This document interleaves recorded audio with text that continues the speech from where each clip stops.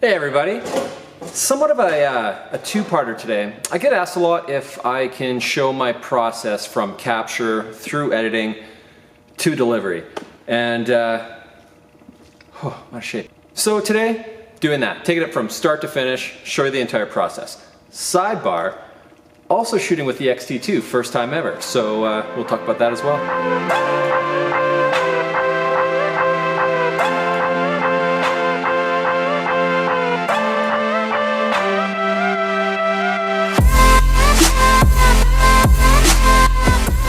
So for this shot, we're just doing essentially kind of like a really tight, soft beauty portrait. And I'm using one large Profoto umbrella without the diffuser, and then I've got another medium Profoto umbrella, and it's just giving a little bit of hair light coming off the top of the lid here. And then got Jen just sitting in. Hi. And this is what it looks like. Swirl.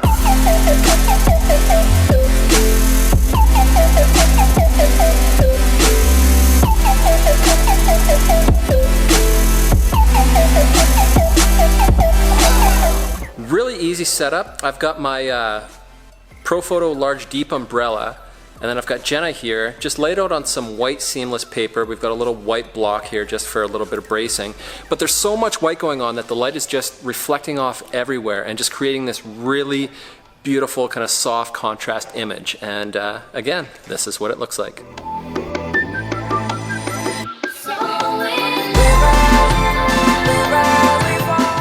So we're just in the hair and makeup area of the studio right now, and I'm just using the vanity lights off of the mirrors.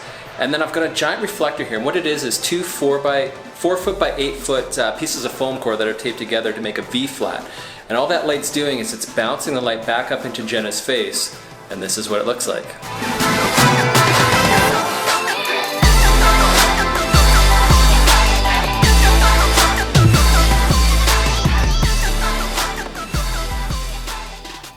Okay, so we are now in Lightroom.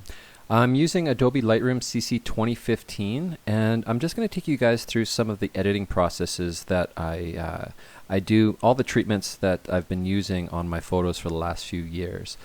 Now, depending on what I'm shooting will depend on whether or not I take it into Photoshop. With work that I have here with Jenna, being that's more of like a beauty style portrait, I'll definitely bring that into Photoshop, do a little bit of skin retouching, different things like that I'll show you guys. But I brought in this portrait here of Simon, and this is someone that I wouldn't do any Photoshop work on at all. All of the creases and wrinkles and stuff that he has in his face, these are things I really want to keep because they add to the character of the portrait. So I'll show you guys how I would treat this as well. Now, with all of my editing, over the last few years, I've developed a series of presets. And these presets are what I use to edit all of my work. I've got different variations of black and white, and then also a color one, which I call push and pull, which I'll show you guys as well. And basically, they're just shortcuts. They allow me to very quickly create a certain look on an image without having to fuss too much with the control panel on this side. Now, as you can see here, the control panel is blurred out. And the reason for that being is that I've actually started to sell these presets as of about a week ago from the release of this video. So to not anger anyone who's dished out their money for these presets, I decided to blur this out rather than give away all of the settings for free on YouTube. So I hope you guys can understand that. I'm just trying to pick the lesser of two evils here. But I will explain the processes of what I'm doing and take you through it all. So with someone like Simon here, who I was saying, you know, I wouldn't use any additional processing outside of Lightroom for, all of the images that you see here, these are the straight out of camera RAWs. Now all of these images here are Fuji, but these presets work on all cameras. It just so happens that these images were shot with either the X Pro 2 or the X-T2. Now with Simon here, if you scroll over these presets, you get, you know, a small preview of what these presets are going to do. So with something like this, I would hit my focus darker, and the work is basically done. It creates this really nice detail in the highlights, a lot of darks in the shadows, but still again retaining those highlights. And if I wanted to make it just a little bit more contrasty, I would go into my ultimate contrast here and it'll just make it a little bit darker. I might bring up the exposure tiny bit there. And voila, that's basically it. This portrait is, if you see it on my website, this is exactly what was done to it. It's just a one-click process. Now to move on from here into something that we would do a little bit more work on, I've got these images here that I shot from this video of Jenna, and an image like this could really go color or black and white depending on what was needed. Now if I was going color, I would just click on my push and pull, and as you can see, what that does is it just creates a really awesome amount of dynamic range in the image, and adjust my exposure there a tiny bit just to bring it to 0. And this is an amazing starting point for this type of work. It still, again, there's really nice detail in the highlights, but you still retain all of that detail, and the shadow transitions just work really well for this. If you wanted to go into black and white, for this I would use the focus brighter. There we go. And again, just I might bring my exposure down a tiny bit.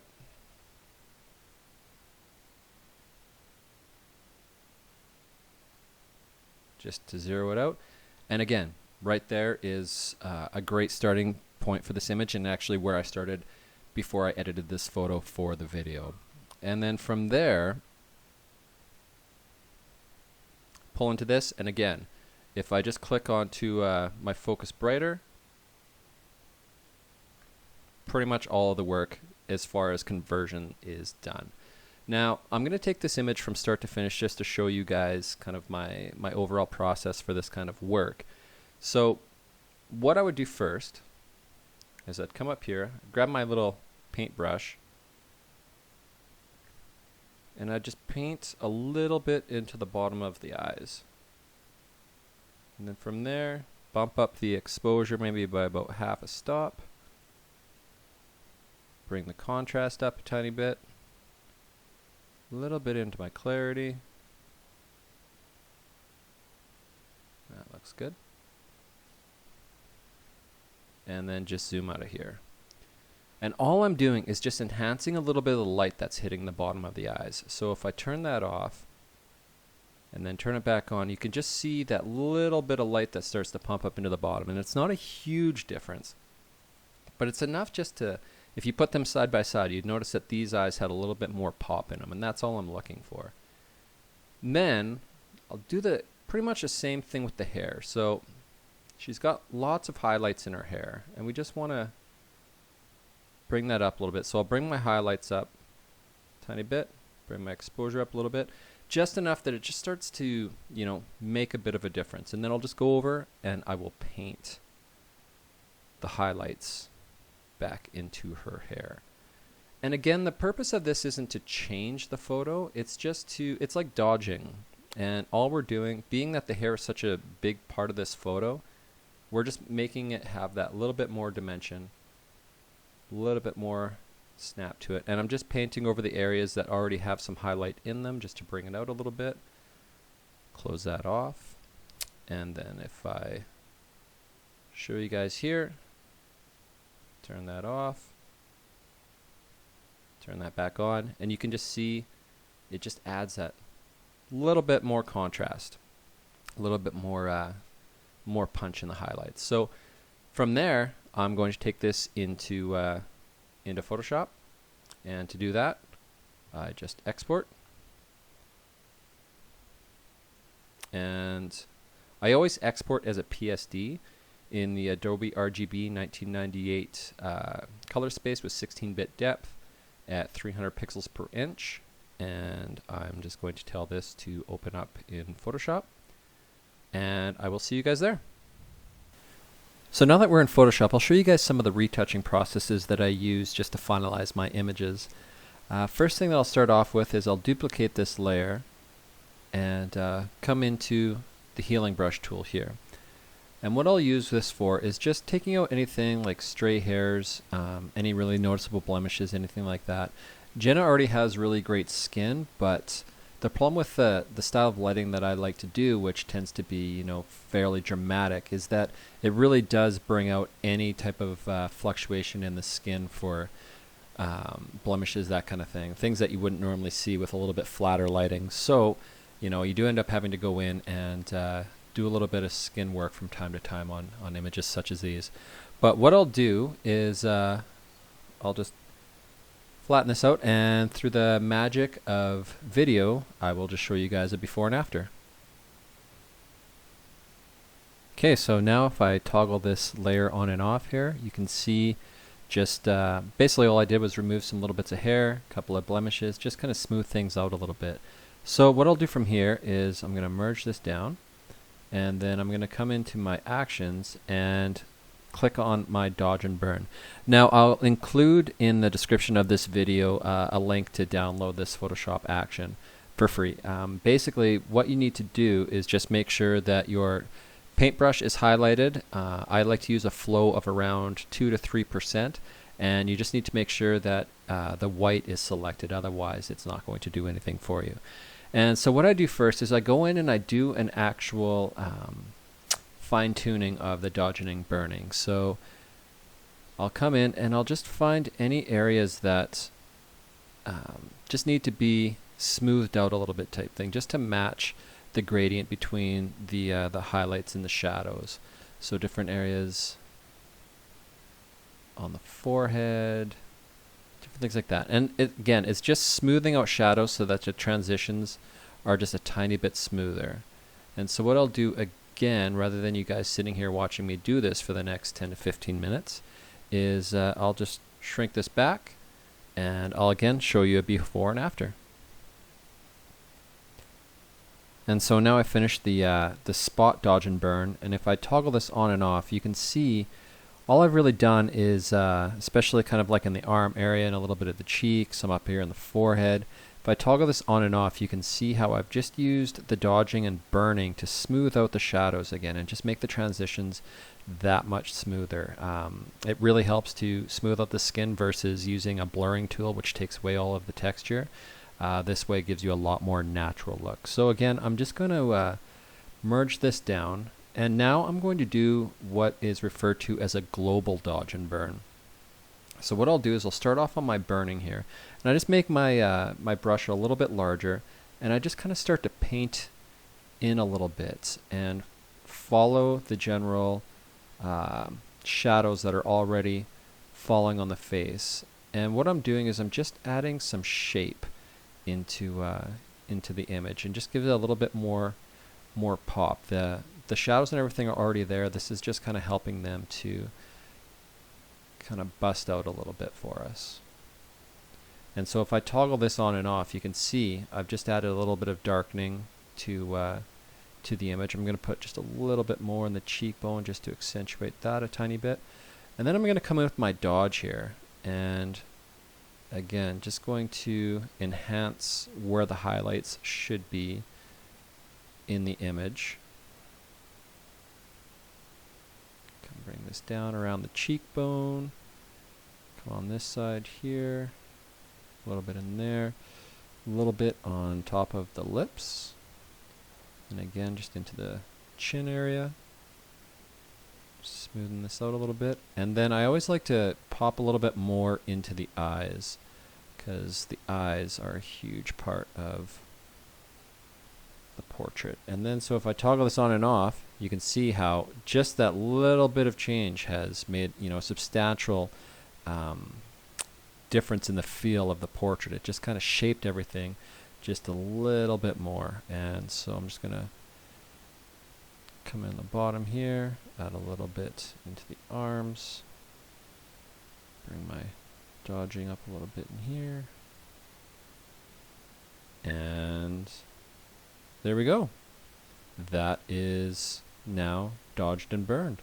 And then the last thing that I'm going to do here, I'm going to flatten this out, is I'm going to duplicate the layer again, and then I'm going to go up and I'm going to open up my liquify.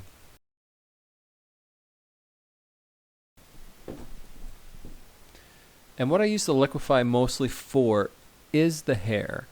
Now, it's always nice to have just a little bit more volume in the hair. It tends to fall as the shoot goes on. So what I do with this is I just kind of bring it out a little bit.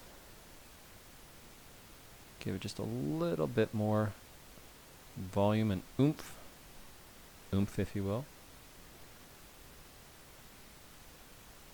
Tiny bit here.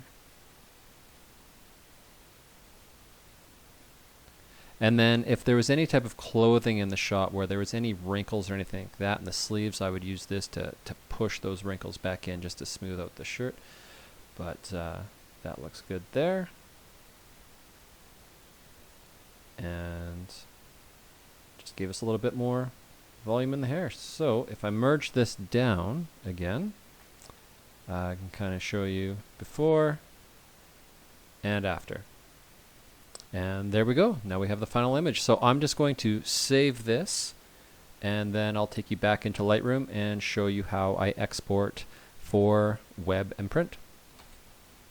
Okay, I'm back in Lightroom one more time here, and just to show you guys, when you're using the dodging and burning versus blurring the skin, you still retain all of this detail while still having those nice soft transitions. So I highly recommend practicing and learning that. It'll really help kind of take your photography retouching to another level. But to get into the exporting, if I'm exporting for printing, I'll either print from a PSD or from a TIFF file. So both times there'd be no compression. It's the Adobe RGB at a 16-bit component, regardless if I'm doing PSD or TIFF. If I'm exporting a JPEG to a client for whatever reason, I'll go in and I'll just do it at a resolution of 300 with the sharpening set for screen and amount to low. And I find it just adds that nice little touch of sharpening from compressing down to the JPEG form. It just kind of makes it a little bit sharper, makes it a little bit nicer. If I'm exporting for web, I'll limit the file size to 500K. And the reason for that being that if you're using it on a website or anything like that, it just helps the website to load a lot quicker. You're not trying to load large file sizes, anything like that. And then I'll resize for 2000 pixels either on the wide or the long end at a resolution of 72 pixels per inch. And again, I leave this sharpening here from the screen to low. And again, it just adds that nice little snap that gets taken away when you compress the image down. Just makes the image feel nice and sharp. So outside of that, that's pretty much all I have for exporting. So I'll take you guys back into the studio here, and I'll give you some final thoughts on the X-T2. At the beginning of the video, I was saying that it was my first time shooting with the X-T2. Since that time, I've used this for about 4 different shoots now, just to get a good feel for it, kind of see what I thought of the camera after more than just one time using it, things like that. Now, those of you who follow along with my work, you guys know I'm a big X Pro 2 fan. Since using this camera, that actually hasn't changed. I still just prefer the feel of the X Pro 2. I like the rangefinder style of body. It just feels better in my hand. These smaller SLRs, as convenient as they might be, they still just don't feel great to me. And it's all just a personal preference thing. I do love the fact that you can lock down the dials. I wish that was something that was available on the X Pro 2. And I do like the ability of having the vertical grip, things that just wouldn't fit on the X Pro 2, as it would totally take away from the whole form factor of it as a whole. When I got this camera, the tethering was supposed to be available. It's since gotten pushed back, so it won't be available for another couple of weeks. But so when that happens, I'm gonna touch back on this and let you know what I think about that and how well it works. But yeah, outside of that, I mean, you're probably gonna be seeing a lot of X Pro 2 stuff from me still, and I guess we'll pick it up from when the tethering comes in. But thank you guys so much for tuning in. I'll talk to you guys soon. Cheers.